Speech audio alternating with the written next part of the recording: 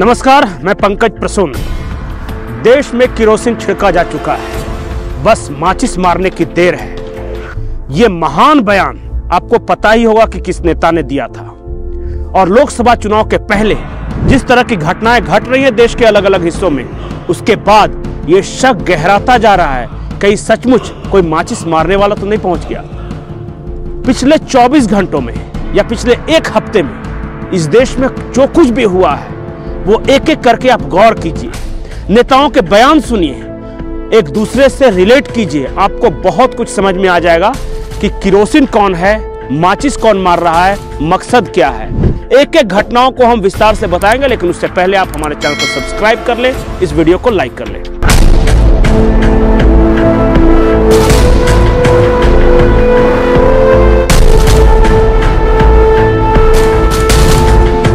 दोस्तों, क्या आपको पता है कि कल यानी गुरुवार को मणिपुर में क्या हुआ? मणिपुर के चुराचांदपुर में अचानक 1000 लोगों की भीड़ जमा हो गई। और यह बताने वाली बात नहीं है कि ये कुकी लोग थे।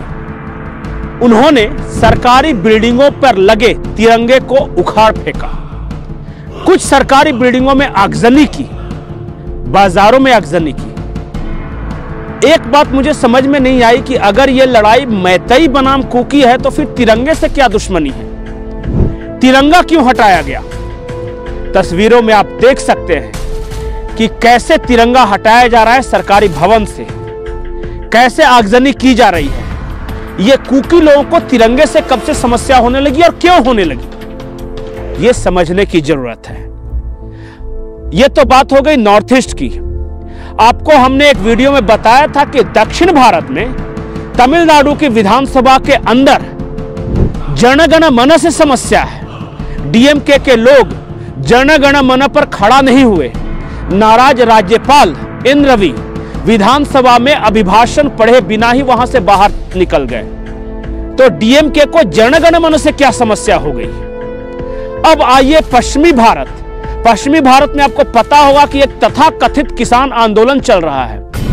कई मीडिया में आपने देखा होगा इस किसान आंदोलन को लेकर अलग अलग कवरेज, लेकिन आपने किसान नेताओं के बयानों पर शायद गौर नहीं किया। कोई कह रहा है कि नरेंद्र मोदी पंजाब में अगर दोबारा आए तो पिछली बार बच के निकल गए थे, इस बार जिंदा नहीं बचेंगे। कोई कह रहा है कि पाकिस्तान में मिला दो, कोई कह रहा है कि खालिस्तान दे दो,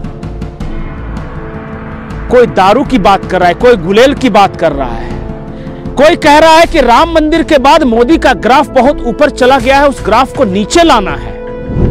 मेरी समझ में यह नहीं आ रहा है कि ये किसान लोग अपनी मांगों को मनाने के लिए उतरे हैं या किसी नीलम आजाद को आजाद करवाने के लिए उतरे हैं। पार्लियामेंट अटैक में शामिल थी नीरज आजाद। किसान नेताओं की मांग है कि उसे छोड़ा जाए। किसान नेताओं की मांगे अजीब अजीब सी है जिन्हें किसानों से कोई मतलब नहीं।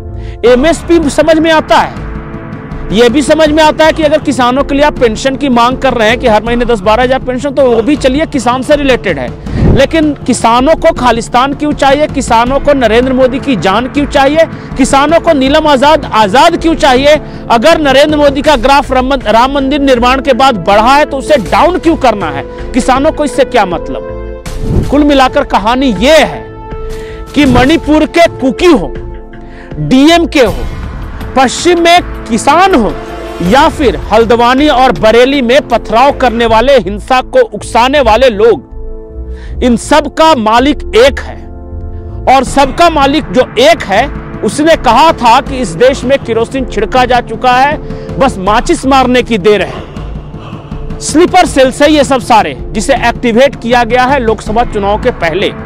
एक्टिवेट इस कारण से किया गया है कि लोकसभा चुनाव के पहले यह माहौल बने कि इस देश में सब कुछ ठीक नहीं चल रहा है।